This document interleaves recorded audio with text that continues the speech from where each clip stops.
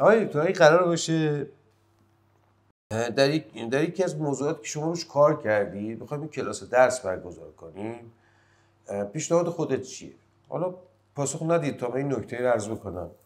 من اینو میدونم که شما در زمینه مثلا معرفت شناسی، خانواده، مبانی جامعه شناسی، نظریه های جامعه شناسی و این سری کلاس های دیگه درس برگزار کردیم، اما گویا اینا یه سری مباحث آکادمیک بودن که تا کنون شما روش کار کردین، گویا خیلی هم استقبال شد. اما یه موضوع خاص دیگه ای که شاید علاقه‌مند باشید روش کار بکنید و اتفاقا بحث این روزام هست، نمیدونم از جمله عشق مثلا. عشق من میخواستم بگم تفکر نقاد. حالا شما میگید عشق، برام جالب شد، میتونید توضیح بدید این چیه؟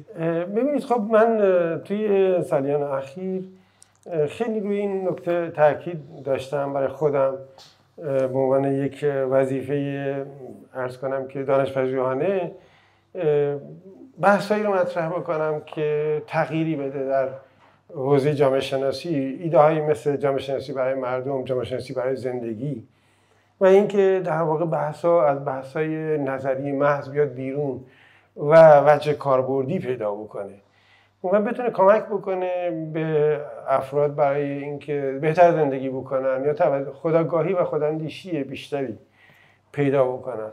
یعنی همون بحث مثلا حوزه‌ای مثل جامعه شناسی خانواده که من در 12 سال اخیر روش تمرکز کردم، همون بحثا دنبال بشه اما با محتوای جدیدتری که بتونه تاثیر بیشتری داشته باشه برای مردم و مخاطبان، ملموس‌تر باشه و کمک بکنه به درکشون از زندگی و به پدیده‌هایی که باش مواجه هستن در زندگی روزمره.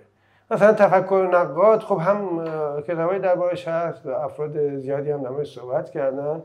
من مثلا خودم در مورد تفکر نقاد بیشتر به این فکر میکنم که ما باید انسان نقاد تربیت بکنیم. کافی نیست که فقط درباره تفکر انتقادی. آره، این نکته گفته خیلی جالب بود. من میگم وقتی که عشق رو واشکافی میکنیم، خودش میرسه به این که گویا کسی که میخواد عاشق بشه حالا اشراف داره به این که با چه نوع عشقی مواجهه.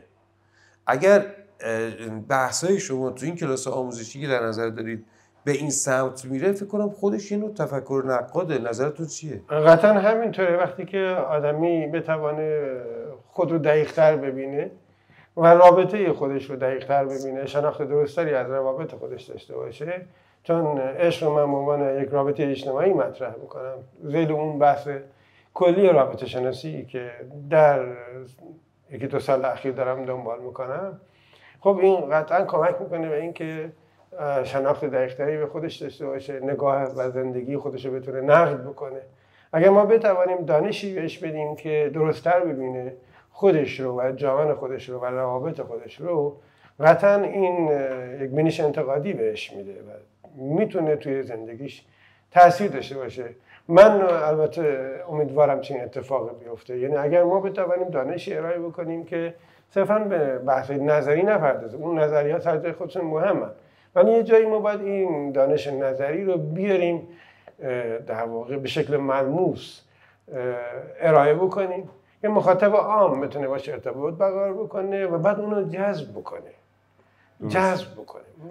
من مثلا ساده بزنم، مثلا شما اگر در یک رابطه زناشویی تمرکز بکنی بر اولویتت بر این باشه که مدت رابطه مهمه، خب به رابطه خودت یه جوری نگاه میکنی. اما اگر مثلا من بیام بگم که نه این معیار یک معیاری است که محل نقده، مثلا من به جای اولویت دادن به مدت رابطه در رابطه زناشویی میام یه معیار جدیدی مطرح میکنم به نام کیفیت رابطه. یک روزن جدیدی، یک پنجره جدیدی برای نگریستن به رابطه به اصطلاح پدید میاد که میتونه اساسا نگاه ما رو، بعد از اینکه نگاه ما رابطه ما رو به جهان ما رو عوض بکنه، زندگی ما رو عوض بکنه. اینه که میخوام بگم اون دانشی که بتوانه ریزش بکنه تو زندگی روزمره. من خب روی این خیلی تمرکز دارم. یعنی حتی از مباحث نظری پیچیده‌ای که امروزه درباره انسان و روابطش وجود داره، فیلسوفان، روانشناسان، بیولوژیستا جامعه شناسا، اقتصاددانا درباره‌اش صحبت میکنن. اگر این دانش نظری رو بتوانیم بیاریم در واقع به نحوی ارائه بکنیم که در زندگی روزمره افراد مورد استفاده قرار بگیره، من فکر میکنم وقت خدمت بزرگی کردیم.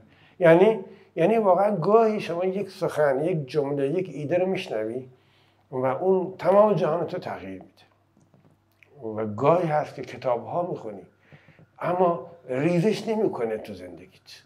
این چیزیه که برای من خیلی در این سالیان مهم شده که بتونه این دانش انسانی ما، این علوم انسانی ما جهان ما رو با کیفیت بکنه.